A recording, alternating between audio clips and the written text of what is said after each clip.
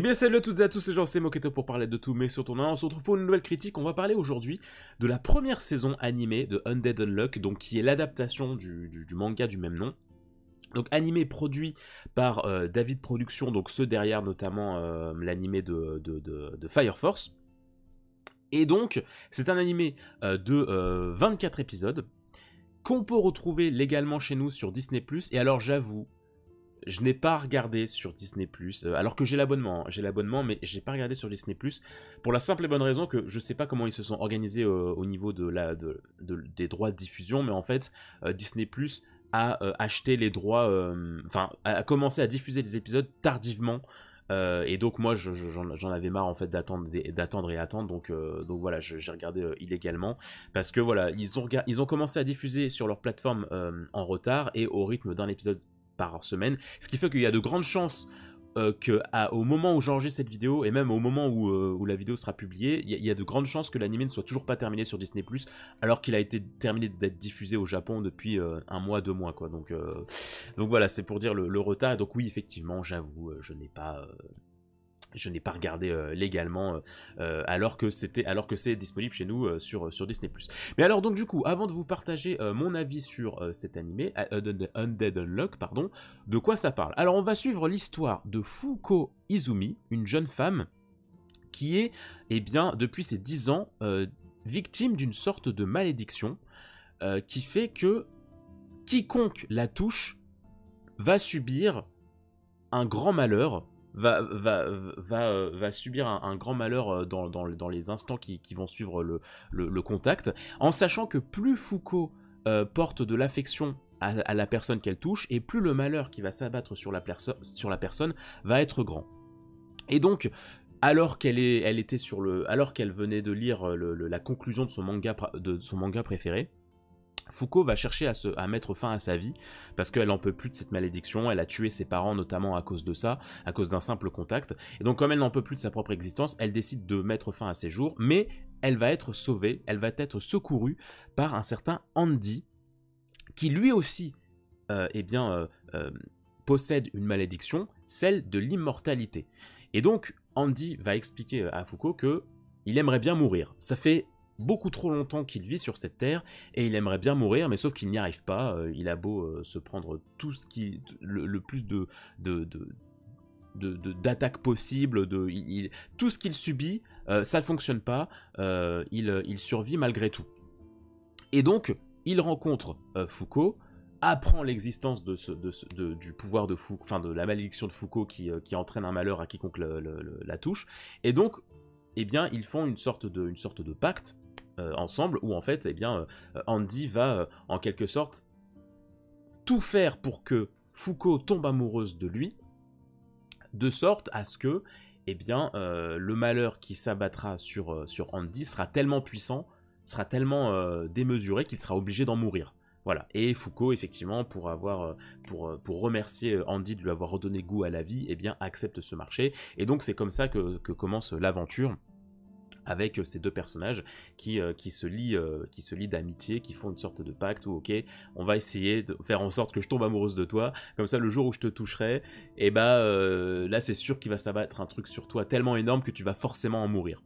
Et donc au cours de leur périple, eh bien Fuko et Andy vont tomber sur une organisation qui est composée de membres qui eux aussi possèdent des pouvoirs particuliers, donc liés, enfin, des pouvoirs similaires à ceux de Fuko et Andy. Ces pouvoirs étant en fait des annulations. En fait, on va apprendre assez vite dans l'histoire, c'est pas du spoil, hein, parce que c'est vraiment dans les premiers épisodes, que en fait les pouvoirs de ces personnages sont, on les surnomme des annulateurs, c'est-à-dire que les pouvoirs servent à annuler quelque chose. Le pouvoir d'Andy, donc, sert à annuler la mort. Le pouvoir de Fuko sert à annuler la chance, donc Unluck, Undead. Et il y a d'autres pouvoirs, notamment ceux qui effectivement font partie de cette organisation. Alors, je vais pas vous énumérer tous les pouvoirs et tous les noms, histoire de pas trop vous spoiler. Mais par exemple, on va avoir un personnage qui va s'appeler Untouchable, donc ce qui va faire en fait que c'est un personnage que tu ne peux pas, enfin qui ne peut toucher personne pareillement, sinon ça provoque une grande explosion. Il y a un personnage qui s'appelle Unstoppable, donc c'est-à-dire qu'en fait tu peux pas l'atteindre, enfin c'est-à-dire qu'il est beaucoup trop rapide et tu peux pas l'arrêter. Il y a un personnage qui s'appelle, enfin il y a un autre personnage, son pouvoir c'est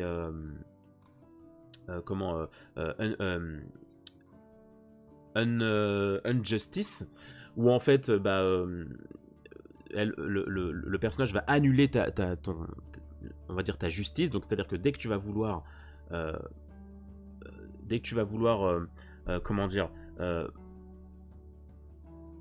démontrer ta justice, dès que tu vas vouloir défendre une certaine justice, et ben son pouvoir va faire que ça va annuler ton action. Enfin voilà, il y a plusieurs pouvoirs comme ça, donc des pouvoirs d'annulateur, et donc Foucault et Andy vont effectivement rejoindre une organisation composée de gens comme eux qui annulent des choses et qui vont se battre donc du coup en se servant de ces pouvoirs d'annulation. Cette organisation possède un objectif particulier, pareillement que je ne vais pas spoiler parce que ça arrive un petit peu loin dans la série, mais voilà, cette organisation possède un objectif et donc ces annulateurs sont rassemblés pour essayer d'atteindre cet objectif qui, en quelque sorte, est lié au sauvetage du monde. Voilà, je ne vais pas en dire plus. Et alors, c'est vrai que cet animé, même ce manga plus largement, je le trouve très étrange. Il y a autant de choses que j'ai appréciées qu'il y a de choses qui m'ont un petit peu dérangé. Et c'est en ça que ce manga, je sais pas trop sur quel pied danser, sur cet animé, en sachant que je suis persuadé que plus je vais avancer dans le manga, parce que maintenant je me suis mis au manga, et plus je vais avoir un avis nuancé et un avis différent. Parce que ce qui n'est pas forcément évident avec la narration de cet animé, c'est que c'est un animé en plusieurs temps, en fait. C'est-à-dire que les 4 premiers épisodes n'ont pas du tout la même ambiance narrative que les 4 suivants. Et les 4 suivants n'ont pas les mêmes que les 4 suivants. En fait, en tout cas dans cette première saison, il y a eu, on va dire, 3 fois, il y a eu 3 moments, on va dire, où l'histoire s'est un peu retournée. Où en fait, tu pivotes dans une autre narration. Et ça m'a pas mal perturbé en fait, parce que pendant les 4 premiers épisodes, je me suis dit oui, ok, ça va parler de ça, l'aventure ça va être ça, et puis bam, il y a une sorte de plot twist, et donc ok, donc en fait le manga ça va parler de ça, et puis bam, il y a un plot twist, ah oui d'accord, donc en fait depuis le début je pensais ça, mais en fait c'est ça, et ensuite il y a un plot twist, ah oui non mais d'accord, et en fait c'est ça plusieurs fois, dans cette première saison, je dirais 3-4 fois, tu vas avoir des véritables game changers qui vont faire que tu ne vas plus percevoir l'histoire comme tu pensais la percevoir. Et ça va amener une nouvelle dynamique très particulière que personnellement j'ai beaucoup appréciée. C'est une critique sans spoil, donc je ne vais pas vous parler de quoi il s'agit, mais je dois bien avouer que autant les 10 premiers épisodes j'étais un petit peu sceptique, j'aime beaucoup le chara design, voilà, on va parler direct, j'aime beaucoup le chara design des personnages, j'ai beaucoup été touché par le duo Foucault et Andy, voilà, je m'y suis mis sans grande expérience, sans grande espérance, et en fait j'avoue que notamment ce qui m'a fait poursuivre les épisodes, c'était vraiment le duo Foucault-Andy qui je trouve fonctionne bien. Il y a une dynamique très particulière entre eux sur le fait de ils s'aiment mais ils essaient de forcer le destin à s'aimer, le fait que leur malédiction ce soit de la malchance et tout, ça amène toujours des situations assez cocasses, le fait que les deux héros au final cherchent à mourir, il y a un côté très comédie dramatique en fait un petit peu, et moi j'aimais bien en fait cette idée là, je trouvais les personnages assez touchants, enfin le duo je le trouvais assez touchant et original par rapport à ce que j'avais vu à côté, donc je me suis dit ok, let's go continuer, mais j'avoue que et puis aussi le fait d'annuler quelque chose, j'en reviendrai plus tard dans la critique, mais il y a beaucoup d'éléments qui m'ont fait penser à One Piece, notamment les pouvoirs d'annulation, qui en fait, j'ai bien aimé cette logique de on annule quelque chose. Moi, j'annule la mort, moi, j'annule la chance, moi, j'annule l'air, moi, j'annule le fait de pouvoir bouger, moi, j'annule, etc., etc. Le fait d'annuler, le simple fait d'avoir la possibilité d'annuler quelque chose, j'aimais bien la manière dont les personnages, du coup, se servent de cette annulation pour créer des attaques, pour créer des combos, pour se servir d'un pouvoir simpliste, entre guillemets, pour ensuite, eh bien, établir tout un panel d'attaques. Ça, j'aimais bien. Et ça m'a fait penser à One Piece. Le fait que dans One Piece, t'as un pouvoir, tu te dis, bah, c'est ridicule, mais en fait, si le possesseur de ce pouvoir est intelligent et met bien à profit le pouvoir qu'on lui donne, et bah même un pouvoir ridicule peut devenir très intéressant, très fort, très cheaté. Et j'avais un petit peu cette impression avec les personnages de Undead Unluck, donc c'est pour ça que ça m'a fait pas mal continuer. Mais j'avoue, pendant les 10 premiers épisodes environ, j'étais un petit peu en mode ouais, c'est sympathique, j'aime bien les pouvoirs, mais ça va quand même. C'est pas l'histoire qui me traverse, c'est pas une histoire qui me transcende. Les intrigues, je les trouve assez rapides, les arcs assez rapides, etc. Mais effectivement, vers la moitié de la saison, là, il y a des plot twists qui m'ont fait plaisir. Qui m'ont vraiment fait plaisir parce que je me suis dit, ok, en fait, l'histoire est plus intelligente qu'elle n'y paraît. Il y a des apports de narration qui m'ont beaucoup parlé. Où en fait, c'est des apports de narration qui m'ont fait me dire, il y a des trucs qui me paraissaient bizarres, mais qui en fait ont leur logique. Notamment, on va dire, alors je vais essayer d'être un peu évasif, mais sur le côté de voyage dans le temps, on va dire, je vais être évasif, je vais pas dire plus que ça, mais voilà, il y a plusieurs éléments qui sont placés très tôt dans le manga où tu te dis, bah oui, mais c'est drôle, mais c'est tout. Et en fait, ça trouve son sens au bout d'un certain temps. Et donc ça, j'ai vraiment bien aimé parce que du coup, ça m'a véritablement emmené jusqu'à la fin de la saison et jusqu'à me faire acheter les mangas parce que je suis très intrigué par l'intrigue générale. Je suis très intrigué par ce qui peut se passer à la fin, sur ce que peuvent subir les personnages. C'est très compliqué d'en parler sans spoiler, mais voilà, gardez à l'esprit que à partir de la moitié de la saison environ, game changer. On entre dans de nouveaux enjeux, dans une atmosphère différente. Et ça m'a plu, et ça m'a d'autant plus donné envie de poursuivre. Donc ça, je dois bien avouer que il y a une sorte de brisage de quatrième mur, il y a une sorte de jeu sur la narration qui m'a beaucoup saisi, qui m'a beaucoup plu. Même si, à côté, il y a des choses qui me paraissent aussi assez maladroites. Notamment, alors là je vais rester sur l'histoire du manga et ensuite je passerai sur l'animé, enfin sur la production de l'animé. Mais notamment, ce qui m'a un petit peu gêné, c'est que je trouve que j'ai trouvé les arcs un peu courts. J'ai trouvé qu'il y avait beaucoup de choses qui s'enchaînaient, qui étaient assez courts. Je sais pas, enfin, en fait, j'ai senti une sorte de... j'ai senti une sorte de pression de la part de la maison d'édition qui a fait à l'auteur, par contre, ne fais pas durer ton arc trop longtemps parce que ça va pas assez intéresser. Il faut que, en tel nombre de tomes, on ait atteint tel degré d'histoire, il faut qu'on ait vu tel nombre de personnages. Donc, il y a certaines intrigues, j'ai pas du tout réussi à m'y accrocher plus que ça. J'ai pas du tout réussi à vraiment me sentir investi, parce que je trouve que le côté comédie et le côté pouvoir prenaient la place sur tout, en fait. Typiquement, en fait, les personnages vont être amenés à exécuter des missions, et il y a plusieurs missions où j'en avais rien à battre, où c'était vraiment les pouvoirs qui m'intéressaient et les blagues autour de Fuko Andy, plus que la mission en tant que telle, plus que les nouveaux personnages qu'on découvrait au travers des missions. Parce que c'était trop court, parce que c'était pas hyper bien exploité, parce que c'était pas hyper bien écrit. Et il y a ce truc aussi que je trouve très étrange, c'est que cette intrigue se passe dans le monde réel. Donc c'est-à-dire qu'on va être amené à voyager, on va passer au Brésil, en France, on va passer au Japon, aux États-Unis, etc., etc. On va aller dans des endroits du monde qui existent, quoi. Mais sauf qu'en fait, j'ai trouvé le monde tellement vide, J'ai trouvé ça très étrange. T'as l'impression que le monde est sur le point de disparaître. T'as l'impression qu'on est dans The Last of Us. Tellement il y a peu de monde dans les villes. À un moment, ils sont à bord, ils ont une mission à bord d'un paquebot où il y a il est question d'enchères, des choses comme ça. Il y a des gens qui viennent acheter des enchères, enfin qui viennent du trafic assez illégal. Et en fait, tu vois un peu de monde au début de la mission. Après, les personnages sont amenés à se battre les uns contre les autres. Ça crée des explosions, en veux-tu, en voilà. Mais tu vois jamais de gens qui sont en mode « Ouah, qu'est-ce qui se passe ?» etc.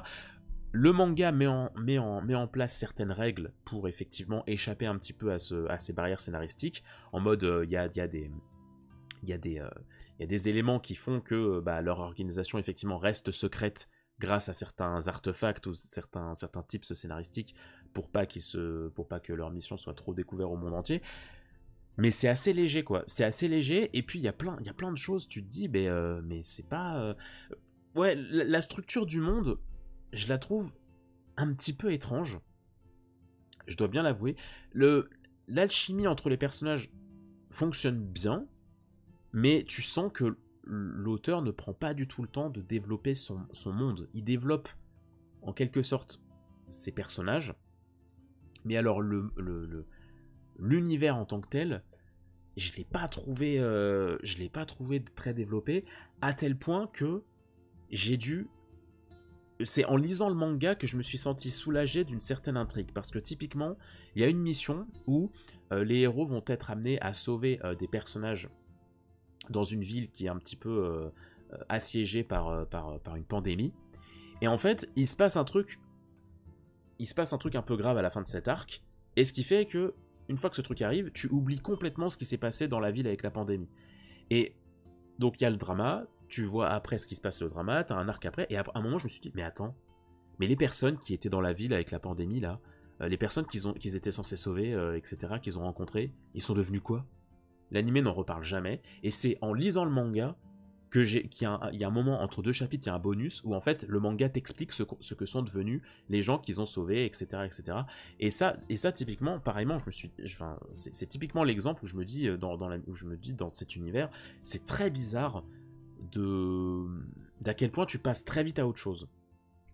C'est assez j'ai trouvé ça assez particulier comme manière de faire. Et c'est en ça aussi que je trouve que le manga a une certaine plus-value, parce que le manga va t'apporter des détails que l'anime ne t'apporte pas forcément.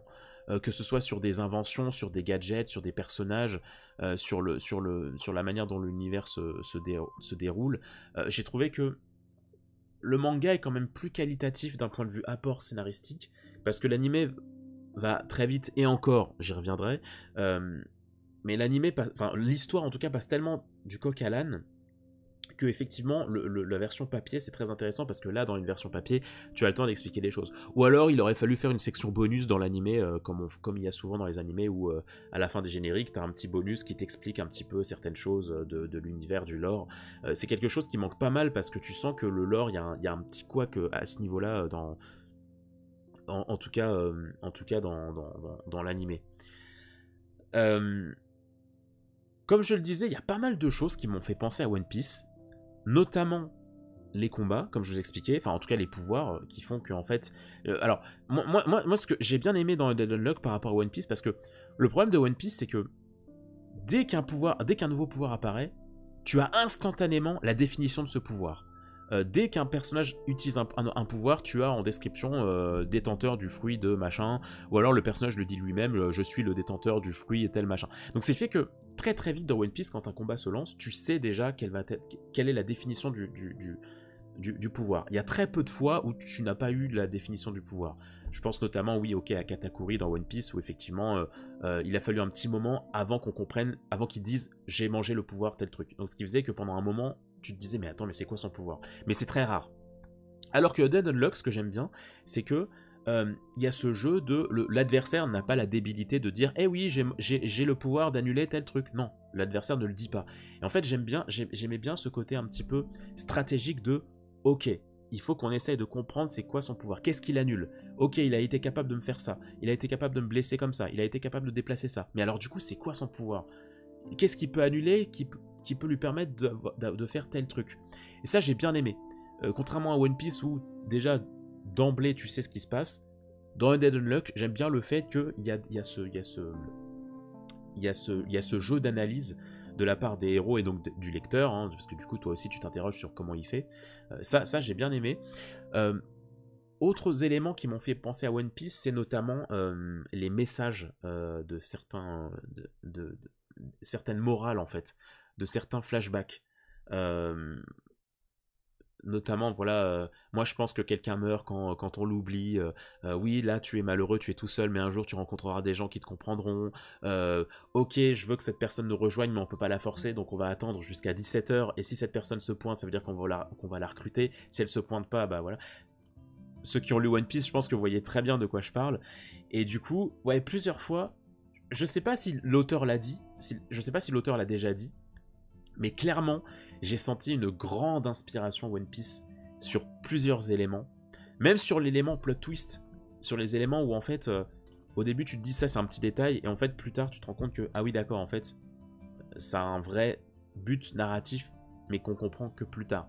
Et même dans la composition des pages, bon là on parle de l'anime, mais même dans la composition des pages, j'ai observé plusieurs compositions de planches qui m'ont beaucoup rappelé les planches de Oda, mais bon bref. Et puis, enfin, ouais, pareil dans le manga, bon c'est un petit aparté manga, mais pareil en fait, Andy, il se bat tout le temps à poil, quasiment tout le temps à poil. Et ce qui fait qu'il y a une petite mosaïque à l'endroit de son sgeg pour cacher les parties génitales. Et en fait, dans le manga, il y a un jeu exactement comme Pandaman. Tu sais, dans One Piece, Oda s'amuse à dessiner Pandaman un peu partout, et tu dois le trouver. Et dans le manga, il y a pareil, en fait, il y a les mosaïques, il faut trouver la mosaïque qui cache le sgeg de Andy. À chaque fois, c'est en tout petit, et en fait, entre chaque page, entre chaque chapitre, t'as l'auteur qui te dit oui, alors en fait, dans tel chapitre, la mosaïque, elle se trouvait à tel endroit, à telle page, enfin voilà, ça aussi, ça m'a beaucoup rappelé One Piece. Donc je sais pas si l'auteur l'a déjà dit qu'il aimait, qu'il s'était inspiré de Oda, mais en tout cas, moi, je l'ai pas mal senti, je dois bien l'admettre. Pareillement, j'ai pas trouvé. Il y a certains personnages, je trouvais que ça manquait un peu de développement. Il y a du flashback sur pas mal de personnages, mais hormis un flashback qui se trouve vers la fin, j'ai trouvé que tous les flashbacks se ressemblaient un peu trop. Sur le côté, bah ouais, mon pouvoir, il m'a apporté que des malheurs. J'ai perdu mes proches à cause de ces pouvoirs et du coup je vis dans la solitude. J'ai trouvé ça dommage que les flashbacks se ressemblent autant. Je trouve que pour l'instant, les antagonistes manquent cruellement de consistance. Mais encore une fois, j'ai vraiment envie de donner une chance à ce manga, à cette histoire, parce que je sens que vraiment le manga peut me surprendre. Parce qu'il m'a déjà surpris plusieurs fois sur le truc sur un côté relecture, sur un côté game changer, et je suis persuadé que le manga va continuer à me faire ça à d'autres reprises, parce qu'il y a pas mal d'éléments qui sont encore assez sombres. Donc c'est pour ça que j'ai vraiment envie de laisser une chance à tous les personnages, à l'intrigue générale, aux antagonistes, etc. Et maintenant, j'ai envie de parler de l'animé, de la production de l'animé, que j'ai trouvé, alors, pas désastreuse, hein, pas du tout, mais un petit peu maladroite sur certains points de réalisation. Notamment, plusieurs fois, alors je sais pas, apparemment, je sais pas ce qui s'est passé dans les studios, mais il y a eu plusieurs fois des épisodes qui ont beaucoup traîné. Il y a un épisode, je vous jure que c'est vrai, l'épisode commence à partir de 9 minutes à peu près. Pendant 9 minutes, tu as un résumé de ce qui se passe avant. Et ça, c'est pas hyper cool. Plusieurs fois, il y a des trucs qui traînaient pas mal, j'ai trouvé. Et ça, dans les animés, dans les animés fleuves, ça se comprend, parce que ça, il faut gagner du temps pour laisser le temps aux épisodes suivants de se produire, parce qu'on est dans une continuité il n'y a pas de fin. Enfin, tout se lance à la suite sans fin de saison. Mais là, c'était un petit peu, un petit peu bizarre, même si il y a des flashbacks qui sont assez utiles, je dois bien l'admettre, parce que, comme je le disais, il y a des moments assez game changer où en fait l'intrigue se redistribue, et donc en fait l'animé va te rebalancer des flashbacks de ce qui s'était passé, mais il y a des fois c'est assez pertinent, parce que c'est important de se rappeler de pourquoi le personnage avait dit ça. Quand le personnage avait dit ça, c'est important de se souvenir de pourquoi il avait dit ça par rapport à ce qui se passe là. Bon, ça veut rien dire quand t'as pas les intrigues, quand t'as pas mais disons que par rapport à certaines révélations, c'est bien de nous rappeler que il s'était passé ça, parce que du coup, les morceaux se recollent, et donc là, c'est assez pertinent, mais plusieurs fois, j'ai trouvé que ça traînait un peu en longueur, les résumés et tout. J'ai trouvé que la production était un petit peu bizarre à certains d'un point de vue réalisation. T'as une intro, un résumé, la suite de l'intro, générique, l'épisode. Des fois, c'est un peu bizarre. Des fois, t'es en mode, là, on est dans le présent, puis là, on est dans un récap, puis là, on est dans le présent, puis... Et des fois, ça va un peu trop dans tous les sens. J'étais un peu perdu. J'étais un peu perplexe sur la réalisation. Pareil, il y a des moments de réalisation que j'ai trouvé un petit peu... Il y avait trop ce côté vouloir faire de l'esprit choc, un effet choc, plus que quelque chose de très pertinent. Par exemple, il y a un moment où il y a un personnage qui va se prendre dans la tête tout un tas de souvenirs. Il y a tout un tas de souvenirs qui ne lui appartiennent pas, qui vont lui venir dans la tronche. Et en fait, l'animé a pris comme choix de mettre en scène ça par des plans fixes, mais qui apparaissent de manière assez lentement.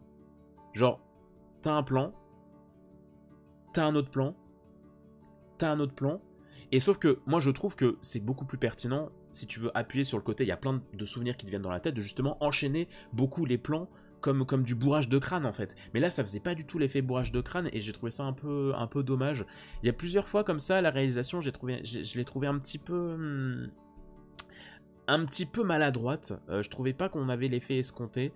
Mais bon, après ça on va dire que c'est du détail, mais quand même, tu vois, il y a des fois c'est un petit peu étrange. Après, je trouve que les seiyuu, enfin les doubleurs fonctionnent bien. Il y a des effets sonores qui sont un peu parfois, enfin qui sont un peu tout le temps les mêmes, qui m'ont beaucoup rappelé Fire Force forcément, mais qui, bon ok, pourquoi pas, ça fonctionne bien. Les génériques, je les ai trouvés magnifiques. Pareillement, il y a ce jeu de, en fait, il y a un générique, tu le vois une première fois, tu le comprends pas, et en fait c'est quand t'as fini la saison que tu le comprends, parce qu'en fait t'as tous les éléments en tête. Donc ça j'aime bien. Mais voilà, t'as quand même des scènes qui sont très réussies d'un point de vue réalisation, d'un point de vue lumière, d'un point de vue intensité de personnage. Il y a des scènes, oui, qui sont beaucoup mieux réussies dans l'anime que dans le manga. Mais du coup, voilà. Ce que j'avais un peu à dire sur Undead Unluck, vraiment, c'est un univers c'est une histoire très intrigante. C'est une histoire très très intrigante. Et je trouve que les pouvoirs sont très intéressants.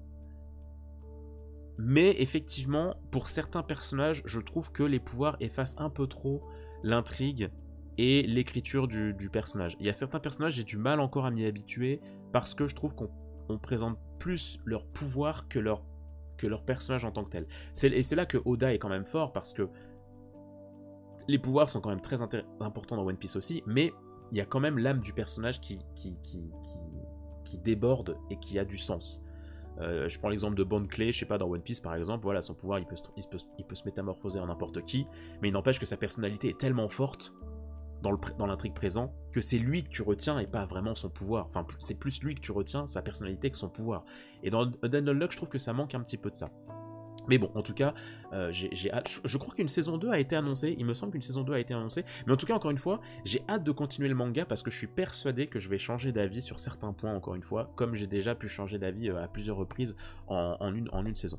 Enfin bref, voilà, c'était mon avis sur Undead Unluck. J'espère que cette critique vous aura plu. N'hésitez pas à aller visiter les différents contenus de la chaîne. Et en attendant, je vous souhaite plein de bonnes choses. Prenez soin de vous. Et à très vite sur la Moquette TV pour de prochains contenus pop culture. Allez, prenez soin de vous les gens. Ciao, ciao.